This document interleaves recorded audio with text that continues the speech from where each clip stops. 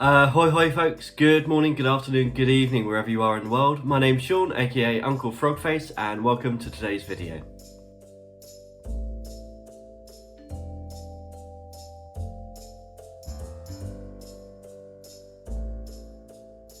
If you're new here, then welcome. If you're not new, then welcome back. We actually have a special guest here today. We have Tinkerbell with us today.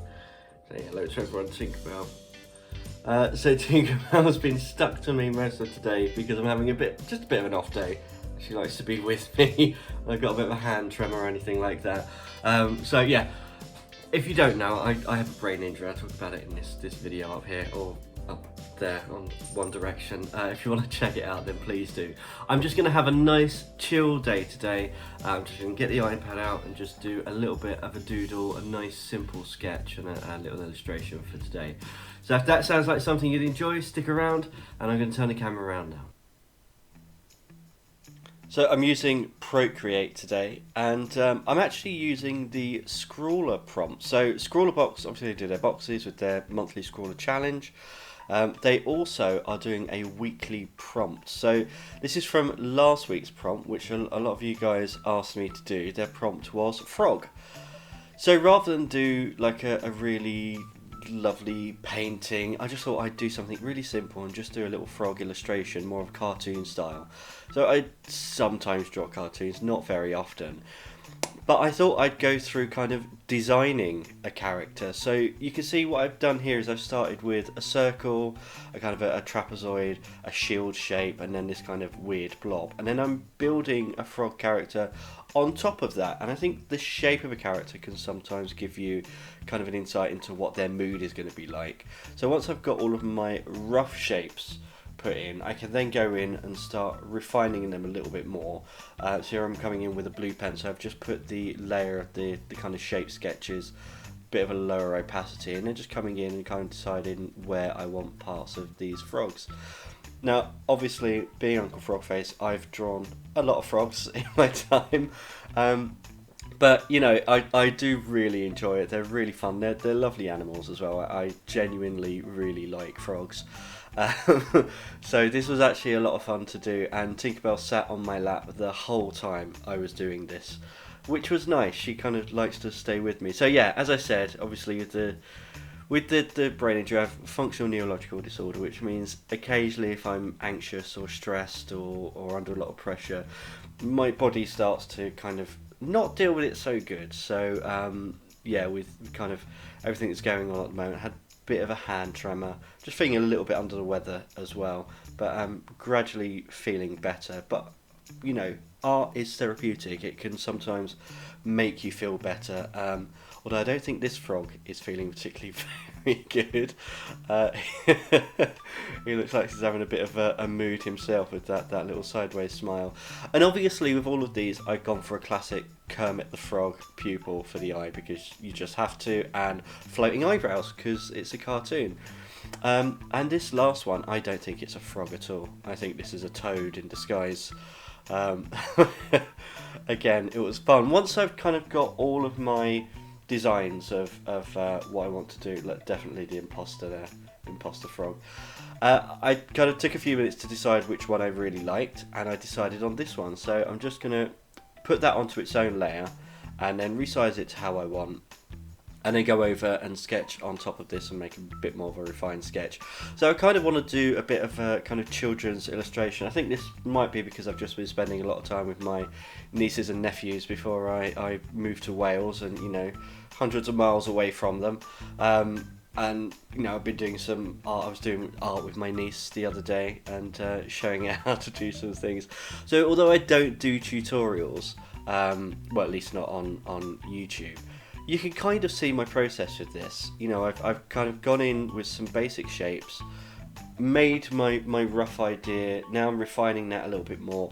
I'm not inking today because I want that kind of children's illustration look. I'm just using a pencil. I think that nice rough line kind of adds a nice little bit of texture to a painting. Similarly with the colouring as well, I'm not just going to go for flat colours. I want something with a little bit of texture. And this is just a case of going in and refining the whole sketch. And this whole drawing took about 25 minutes. Not very long at all. If I was feeling, better, I probably would have done something different from this and probably spent a lot more time on it. But actually, I then wouldn't have ended up with this really nice illustration, which in the end I really enjoyed.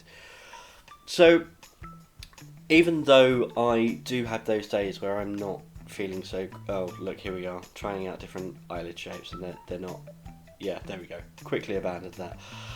So yeah, even though I do have those days where I'm not feeling great, for me art is just that thing that makes me feel better.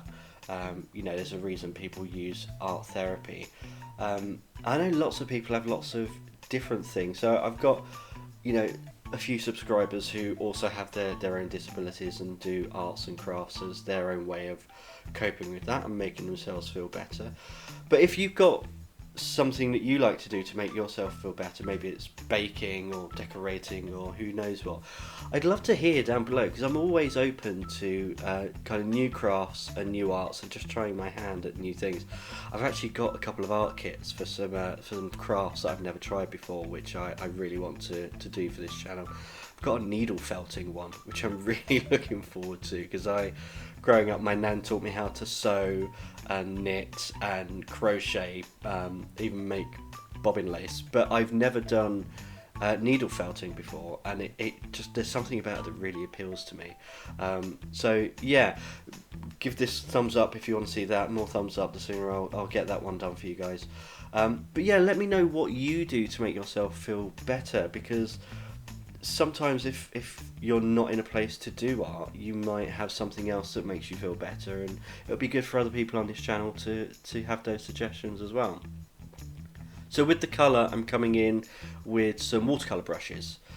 So again, given that kind of children's book illustration look, I think watercolors fit really nicely with this. I know some of the illustrators that I remember from my childhood, like Quentin Blake, it's very much ink and watercolor, and I think his illustrations have really kind of informed my own knowledge of illustration, I suppose. I think you emulate the people that you're most drawn to, especially as children. It kind of imprints on you. And this is another way you can tell I'm not feeling 100%, is I'm just rambling. But yes, this is obviously the frog prince from the fairy tale. And I just really enjoyed sitting back and doodling this. It was nice to just sit on the sofa and relax with a cup of tea and do this little doodle and actually come up with something that I really enjoyed. And having that prompt from ScrawlrBox as well. I think having random prompts like that is just invaluable for anyone that likes arts and crafts. That's where I just had a little break for lunch and came back. Because if you're ever in a mood where you're like, I just want to do something but I don't know what to do, having that random prompt there is great, because you could sculpt something, you could draw something, you could paint something, you could do whatever you like to fit in with that. So in Procreate, they have this marker brush, which you'll see there. I did each eye in a single stroke without taking my pen off. It's a really, really good brush for layering and having kind of giving depth using a single colour. And then because I wanted that textural feel as well, this is I think a soft charcoal brush that I came in to do the highlights and the shadows on the eyes, and blending it in a little bit with that same brush, and again on the body, just to give a little bit of texture. I think that's something really important, especially with children's illustrations, is kind of almost having it tactile. So one of the tools that I love the most in any painting software is the Marquee Tool, whether that be shapes or like this where you can actually draw around, because you can highlight something, isolate it from everything else and really colour it in. And I really, really like that. I also use that in portrait painting as well. Going in and having a very geometric base using that tool and then coming in later and painting over the top of it. Absolutely love it. So here, because of the nature of the watercolour brushes, I laid in the green for the lily pad, and you could see it through the frog, so obviously there's a little bit of opacity there. So I decided just to, again with that Marquee tool, highlight and go around the whole frog and the lily pad, And not only does it mean that all of the colours are unified, it adds a little bit of depth to the colour of the frog as well. So Procreate, lovely, drag and drop the colours. Didn't need to do it for the crown because it's a different colour. And then just coming in with a pen to fill in this little bit of the foot, so it looks like it's sitting on the lily pad. And then touching up any bits that I want to just along the edge, either colouring them in or erasing them. Again, really simple technique. I'm not going to do anything extra to the lily pad. I'm not going to add any shading or anything. It's really a background element.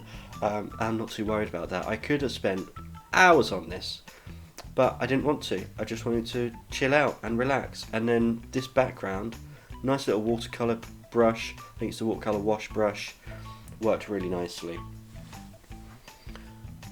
So this is just me playing with that detail layer.